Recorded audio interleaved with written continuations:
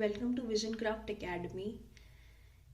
सो friends, आज से हम अपनी मेंस की सीरीज स्टार्ट करने जा रहे हैं and the very first theme that we are going to cover और very first topic that we are going to cover is digital India.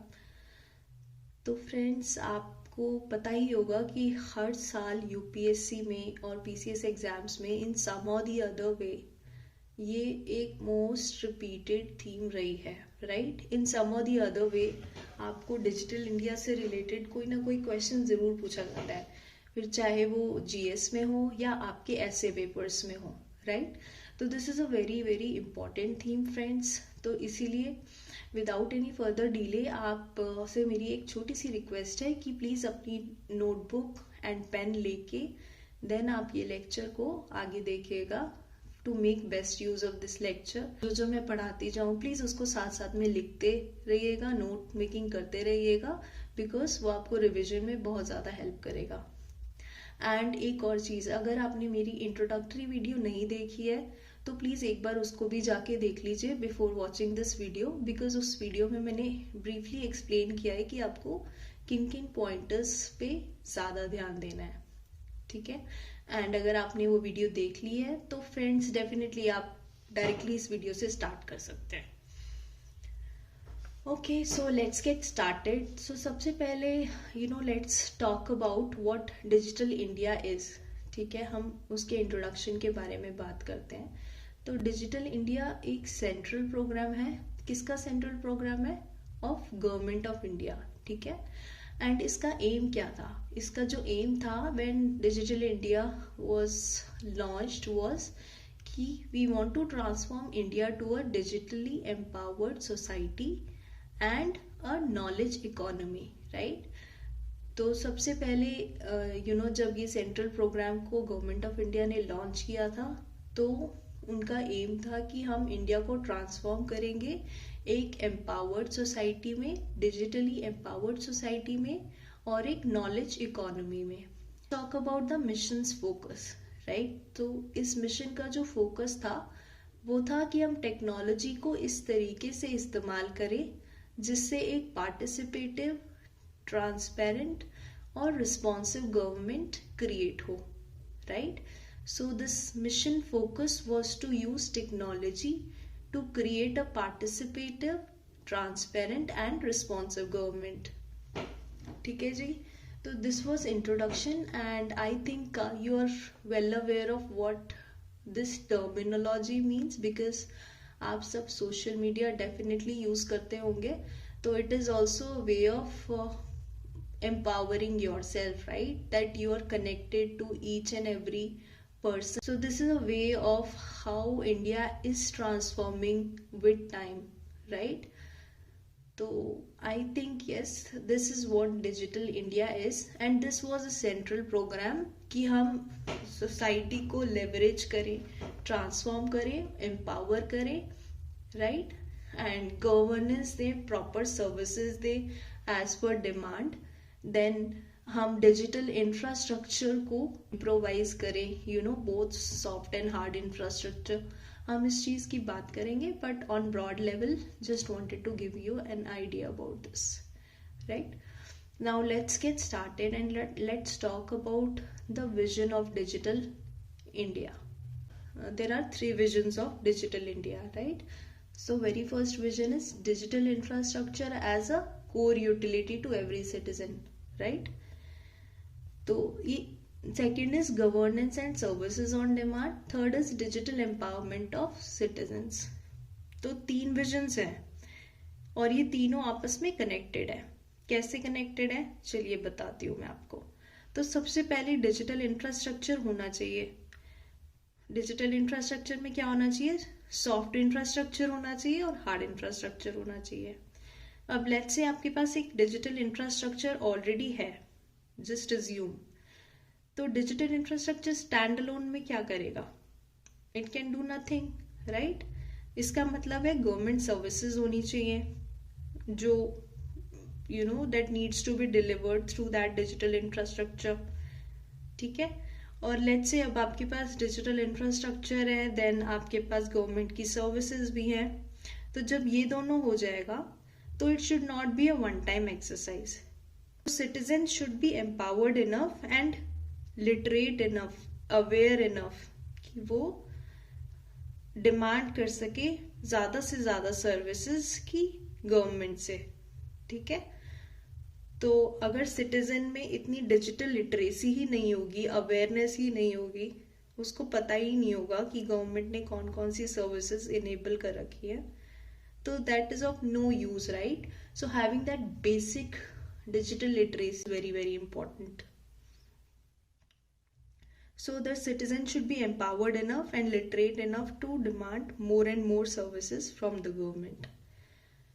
ठीक है. तो these were the three visions. First was providing infrastructure, second was delivering government services by usage of that infrastructure, and third was providing digital literacy to the citizens. ठीक है. अब let's say हम first कि हम थोड़ा हम deep dive करेंगे in all these three different areas. तो जब हम डिजिटल इंफ्रास्ट्रक्चर की बात करते हैं तो क्या आता है दिमाग में, राइट. तो it is more about development of secure digital infrastructure जो स्टेबल हो, सिक्योर हो. इसके सब कंपोनेंट्स हम थोड़ा सोचते हैं.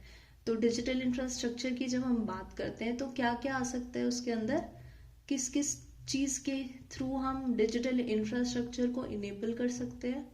अगर मैं आपको बोलूं तो first can be network, right. Second can be cloud computing. Then we have fibre optic cables, है ना, for enabling digital infrastructure. Then जो आप घर पे हाई स्पीड इंटरनेट यूज करते हैं, वायरलेस कनेक्टिविटी होती है, वो भी डिजिटल इंफ्रास्ट्रक्चर का पार्ट है. देन आपका mobile network penetration is also one area that is part of digital infrastructure. Then जितने भी आपके बैंक अकाउंट्स होते हैं, है ना, for participation in digital and financial space, वो भी इसी में काउंट हो जाएगा. ठीक है. Then cradle to grave identity, जो डिजिटल आइडेंटिटी होती है आपकी with unique lifelong online and authenticable identification, वो भी that also comes under this, right. Then easy access to common service centre, right. Then let's say you have all these things, then you should have safety and security also, right. So safe and secure cyberspace is one component, right. So next is when you have all these things, so there should be a framework to regulate all these things, right. So एक regulatory framework होना चाहिए, including जिसमें digital standards हो, guidelines हो, right. So having proper digital standards, right. So these are different components or sub components which can enable digital infrastructure as a whole, right, as a utility to every citizen. ठीक है. Now coming to second vision, that is governance and services on demand. इस पे भी हम थोड़ा deep dive करते हैं. तो what all services comes into your mind, और what all governance related things come into your mind जब हम इसकी बात करते हैं. तो services to be made available in real time, right, from online and mobile platforms. If they are available digitally, that means they are available online.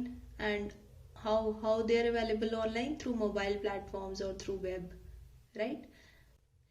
Then ease of doing business, right. All financial transactions होते हैं जो electronic और cashless mode से होते हैं, वो भी they are also part of governance and services in, right.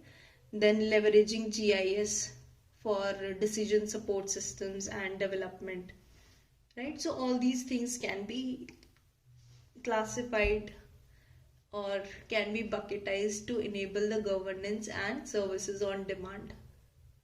Okay. Now coming to third pillar, that is digital empowerment of citizens. So what all comes under this?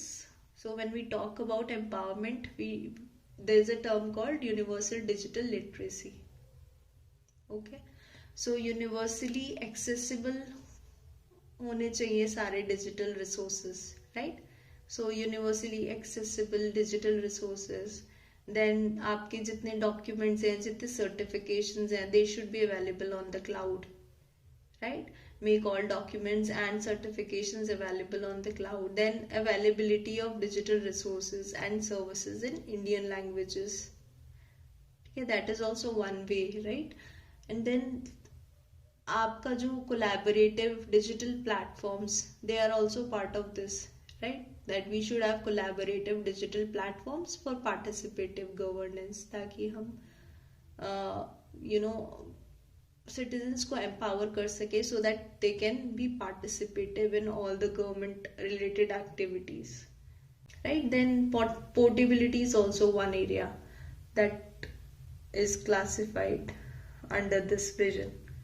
So these are different areas which you can think of outlining when you talk about digital empowerment of citizens or universal digital literacy. Friends, आज हमने पढ़ा what is digital India, what is the mission of digital India, what are the visions of digital India, right? In next video we will deep dive into other aspects of digital India. Thank you.